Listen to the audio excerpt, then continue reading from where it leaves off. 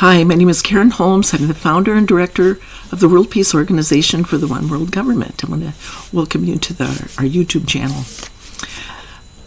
I would like to share with you just some insights because this time period is a very important one for the entire planet.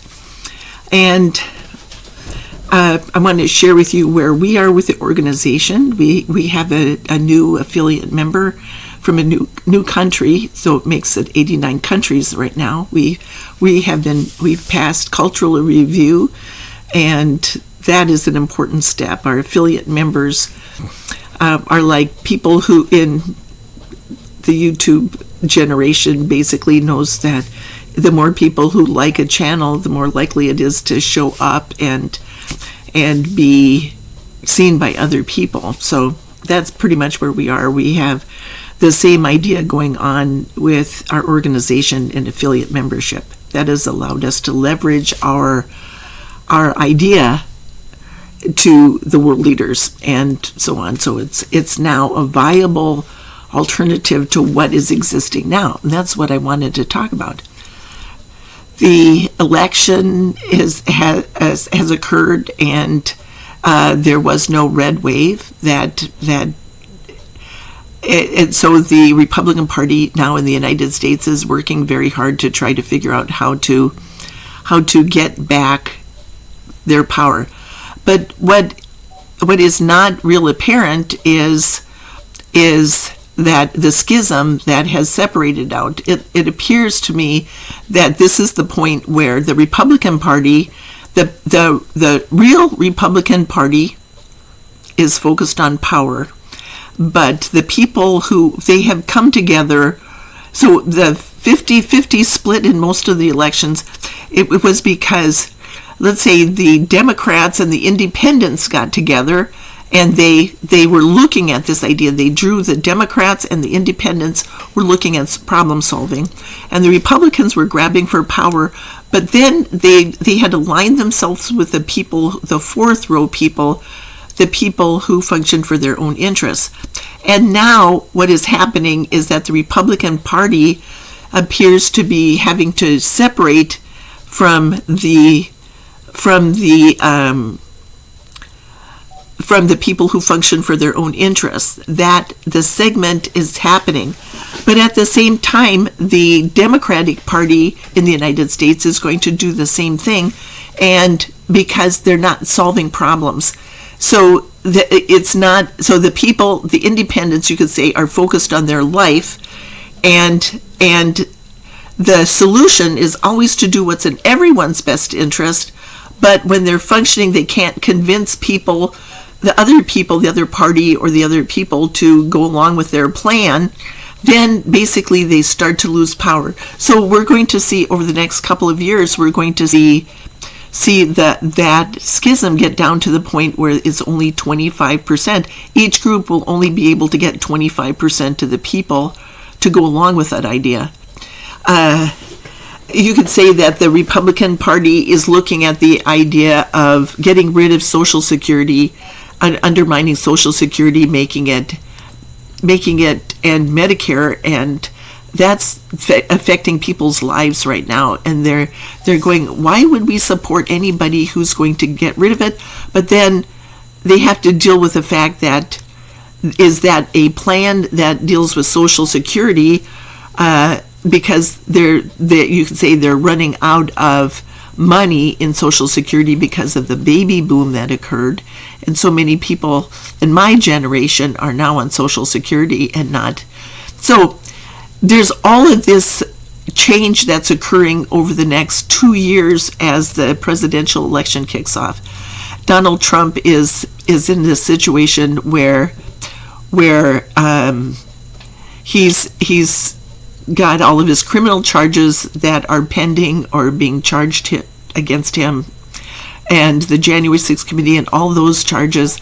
It'll be a question of whether he can even run for, whether they'll allow him to run for it because of the constitutional 15th Amendment to the Constitution, which says that the Insurrection Act and that group of people. So right now things are kind of like like the people have spoken, and this is where we are right now in our elections. But now something has come up, and that is with the separation, with the people being at the crossroads, mankind being at the crossroads, and the choices that we have to make. So that's what I wanted to talk about now. I watched part of the speech from the Department of Defense about responding to the Russian the missile that hit the farm in Poland and killing 2 people. They're doing an investigation, but the people who are in charge,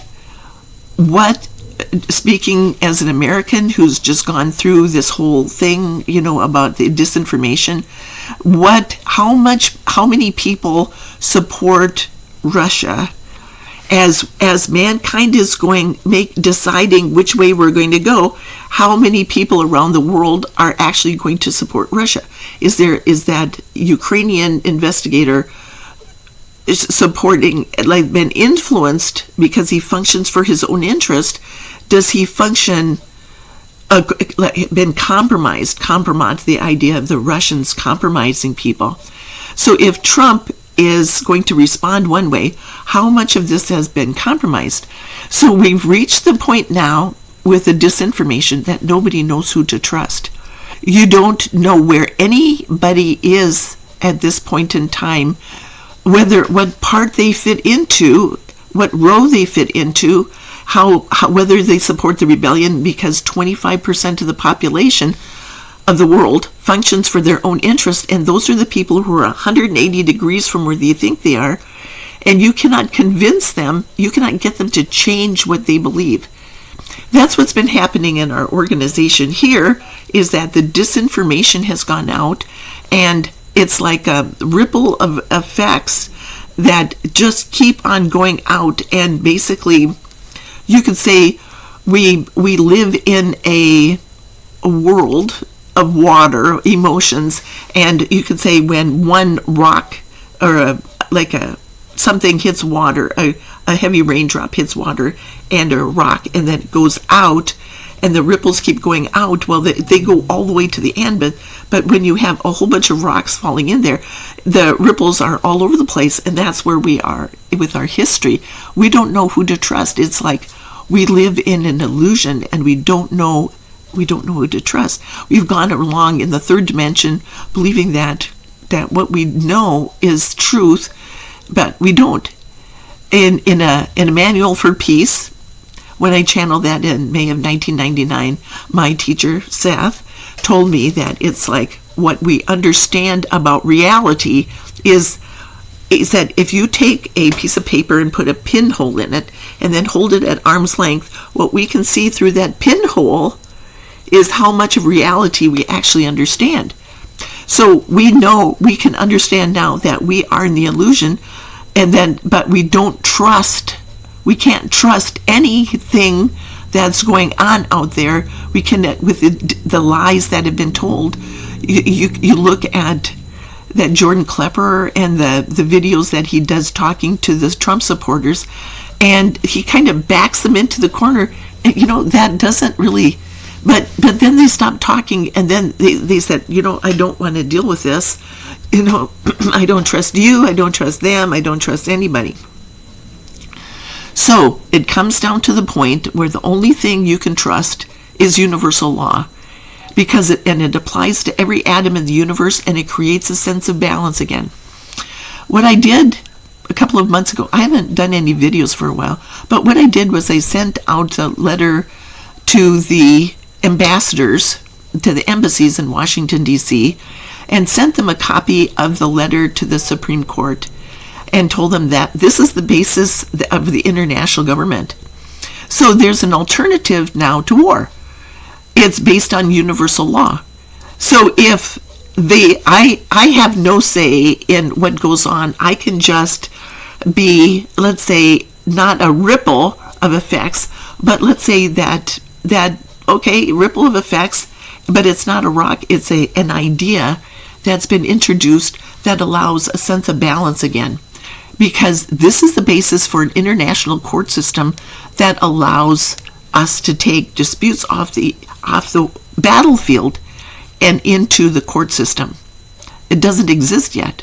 So we're looking at this first body of knowledge, the Iraq War. Instead of threatening people, we're looking at what happened in 2003 when George W. Bush told a grand lie, just like this, and justified the preemptive strike on Iraq. So we're looking at, if you're an attorney, how does the presumption of innocence affect the Iraq War? The idea that you have the right to invade a sovereign country. Okay, does the presumption of innocence, we're looking at that idea. So we're looking at now this idea of, was it a legal war? At that time period with presumption of innocence, many people stood up and protest. They didn't have a voice. Okay, so now we're coming down to the point where over the next 2 years, we're looking at, who do you trust? Do you trust Donald Trump to make America prosperous again? We need him. That's what people say. We need him for the economy. But the backbone, you have to look at the root cause of problems. The backbone of any economy is small business. So what did he do for small business over that period of time? Do you trust him for what you're doing? Okay, as you are doing this, people are aware, they understand. I asked my teacher, Seth, when he was talking about the international government, and he said about it, the Constitution, he said, I remember in my civics class that our teacher told us that for a democracy you need to have an educated population. The people have to be educated. And then he said, people know oppression when they see it. So isn't that what happened with this last election, is people know oppression when they see it. And so when they had their voice, they voted for it. But it was that 50-50 mark. So for what we have to do, the people now, the power that any government has comes from the people. So now what it is coming up with solutions, understanding the principles of the 3 levels of the principles. We have universal law, and then we have the principles of the cooperation of nature, making win-win agreements to go up. Okay, the principles peg us at a certain level. The application of the principles decide whether we're going to go up, down, or straight ahead. Is this going to be compromise? Is it going to be legislation in Washington, D.C.? Okay, is it going to be based on win-win agreements, something that benefits everyone, and we go up? If it's compromise and it's straight ahead, and it's like, well, we have these votes, so we're going to do this, and we're going to take this out now. We're going to solve the problem of Medicare and Social Security. Okay, is this going to be, well, we're just going to have to cut people out, raise the problem with Social Security is a lot of people's lives depend on it from the standpoint of how about the people in nursing homes? Okay, what happens how do you defund, so to speak, nursing homes with people living in them if they're dependent on Social Security? How do you take that away?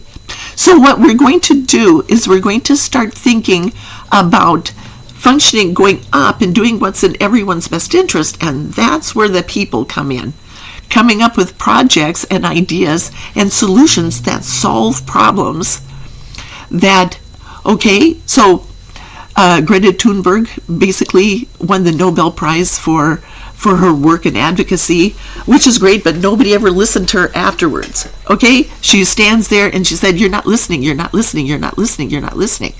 Okay, so how do they solve the problem? What happens if the solution is to support the creation of the international government and the International Department of the Oceans and the International Department of the Interior and the International Department of Agriculture and Natural Resources? That's four government groups of people.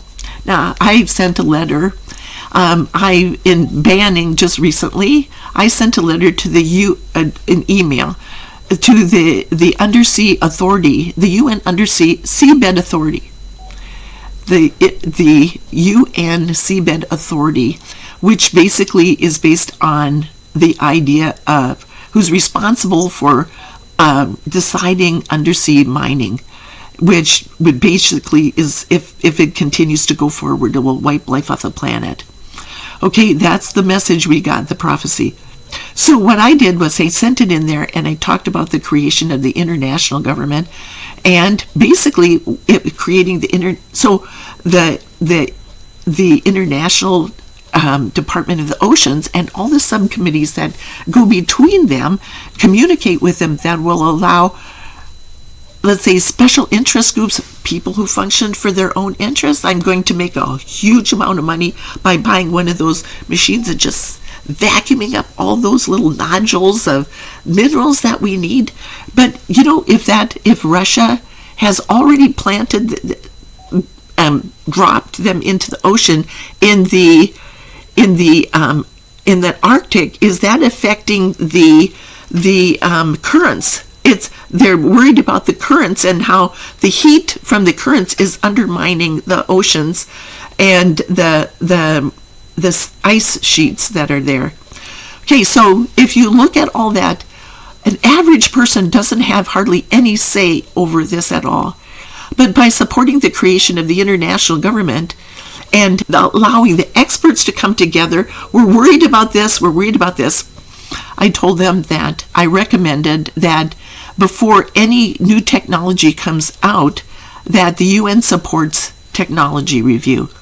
They don't have to say anything other than set up a structure that allows the UN to look at this. Okay, if they took the authority and gave it to Jamaica, okay, Jamaica, you come and keep us informed, but that's a lot of pressure on one nation, one very small nation that doesn't have a lot of voice. Okay, so if they take it and the UN sets up this structure of a technology review, then what they can do is they can call in the experts from all the way around the world and talk about this. And instead of the interest groups, how can somebody who says, like Vladimir Putin, if he's making a whole bunch of money saying the Arctic is ours, we stake our claim on that, we have a lot of interest up there, and then they're putting those in there, that the environment is a closed ecosystem, and what affects one area affects the whole world. So it has to be under the auspices of an international government that is functioning as stewards of the land. So for the transition period, say the next couple of years, what we're going to see is let's say the United Nations competing with us, and they won't be able to do it. It's like the Republican Party competing with the Democrats, and they won't be able to do it. And because they're standing on principles, but then we all have to stand on the certain principles. So that's where we are right now. The principles, if you have a plan, it has to stand on the principles of universal law, it has to stand on the cooperation of nature, and it has to stand on the principles of that every project has to stand on. And that is, I'll do a video on the principles of that too. In fact, I might even have that here. I don't remember if I put it in here. Anyway, I can do that in another video. So that's where we are right now, is the voices by the people who function for their own interest are going to cause problems over the next couple of years. Joe Biden, if he's functioning for life, and he's going to have a hard time fighting those because they're 180 degrees from where they think they are. The influencers basically can cause a lot of problems with this because they're just going to keep fighting and fighting and fighting. Donald Trump is an example of that. You could say that he's the chief influencer who is going to be fighting for his own agenda. And I'm just doing that not because eventually everybody will be part of the creation of the international government. But this is how it's evolving. Donald Trump is no different than anyone else. We're all in the illusion. We've all been hit by all the ripples of effects that have gone out, let's say, from the Iraq War. How many people who ever watched this video ever had COVID-19? How do you know that's not a ripple of effect because of what happened? And I could probably go back and come up with the chain of events that led to that. And it's not that many events, because Donald Trump, basically, if the people in Wuhan, China, were reacting to his trade war against China and trying to make America great again and America first agenda and maximum pressure, coming back to the United States, is maximum pressure the solution? Is standing up and rattling sabers a solution to war? If there is a alternative to war, we can understand that people are going to say stop. But then when they come after you and they don't let it go. So is Putin going to keep pushing, or is he going to stand on the creation of the international government? If you have a room full of 200 people and you have just a few of them, a handful of them, that function for their own interests, and they're pushing and pushing and pushing, maximum pressure and pushing and pushing and pushing, what stops them? And I have a book where we're talking about hostile takeovers. I explained about a hostile takeover that was stopped with universal law. So we're looking at hostile takeovers. We're looking at failed policy, U.S. foreign policy. There's 60 of them so far, and 61 maybe, but we're looking at Oxford and Stonehenge solving the problems of a global genocide, and what happened at that point in time that was the end of that era that led to the vandalization of that. So we're looking at, he's like a dance. We're like all in this big dance, and there's people who are going to, give you an example. If we introduce the idea that the virus came because the COVID-19 virus came as a result of somebody manifesting it out of fear, like a mass event that occurred, and it started out when one person equated get people and snakes, and he looked at the snake and he's going, Donald Trump is a snake for what he's done to China. Okay, so now we've watched all these people who are saying, we have to know exactly where that virus came from. Where did that virus come from? So Fauci is standing up there and on the stage under Trump, and they're talking about bleach, and they're talking about all this stuff. And no, it's okay to do masking. It's okay to do, but what happens when the economy collapses because of the things are shut down, when everything is closed down? You see, we're in this state of flux right now, where we're trying to decide which way we're going to go, where mankind's going to go. And some people might go and never be heard from again. If, let's say, Donald Trump is indicted and he goes through all the things for what he did, he's not coming back. He said, one way, they're never coming back. And then another way, they're going to be part of the new era, the new movement, where the power comes from the people, but we have to take back responsibility because our government isn't doing it. And that is, let's say, the movement that allows us to, on a global basis, to have a voice and to have our unalienable rights, because people who are involved with the genocide, dragged into a genocide, lose their rights. So we're looking at the idea of the genocide, the global genocide. We're looking at all these ideas. The next 2 years are going to be really important for mankind. We had an election. We had an eclipse on the western part of the United States.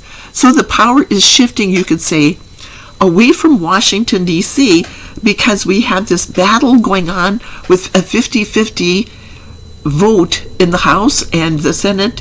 One vote, and Cinema and Manchin don't always go along with this, but how are people going to vote over the next year? Okay, so now the power, you can say, is shifting to the west coast of the United States, and on the east coast they have power but no peace, and on the west coast we have, I'm just a couple blocks from the Pacific Ocean, we have peace but no power. So where does true power come from? That's the message right now. And basically it's going to be an interesting couple of years, because the people are going to start understanding where true power comes from. We have to see through the illusion and say the root cause of the problem. What is the root cause of the problem? People, somebody said, I listened to somebody on the news saying that the people had a feeling. They weren't necessarily aware of it, but they had a feeling about this is not right, this is not right, and they voted that way. But now what we need to do is understand all these principles about this, about universal law, how to see through the illusion. The earth is making its ascension, and people are making their ascension from the third dimension, where they believe they can get their life by playing power games. The games don't work, and so those are based on 7 deadly sins, based on fear. We're living in darkness right now, a period of darkness. So the light coming through is understanding that where true power comes from, first of all, but light is a creative substance that when you put a thought form into it, creates matter. But when we're living in darkness, it creates viruses.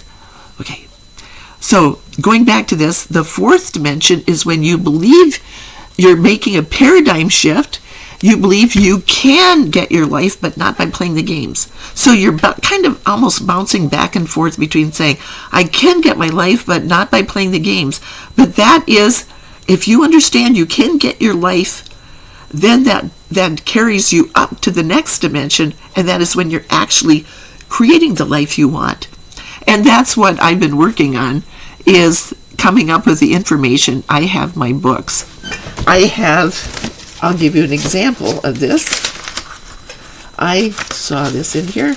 This is cover of a book that I did. This is going to be available. I'm not. On the Road to Greatness I channeled it with Joan of Arc. So that is this wagon is the 7 principles,